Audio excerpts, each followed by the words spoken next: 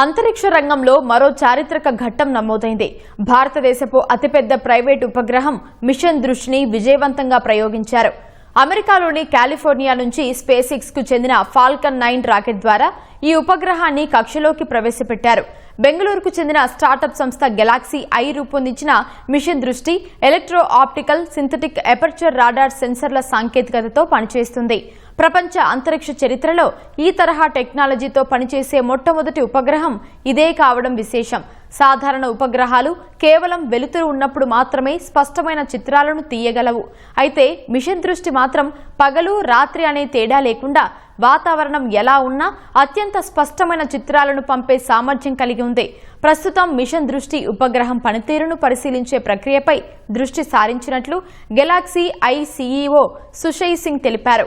ఆప్టోసార్ technology ద్వారా లభించే విభిన్నమైన డేటాపై ప్రపంచవ్యాప్తంగా అప్పుడే ఆసక్తి మొదలైందని పేర్కొన్నారు.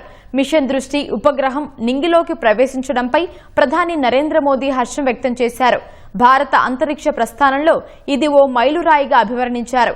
భారతదేశపు ప్రైవేటు రంగంలో తయారైన అతిపెద్ద ఉపగ్రహాన్ని విజయవంతంగా ప్రయోగించడం యువతలో ఉన్న ఆవిష్కరణల పట్ల మక్కువకు, దేశ నిర్మాణ కాంక్షకు నిదర్శనమని ఎక్స్ వేదికగా పేర్కొన్నారు.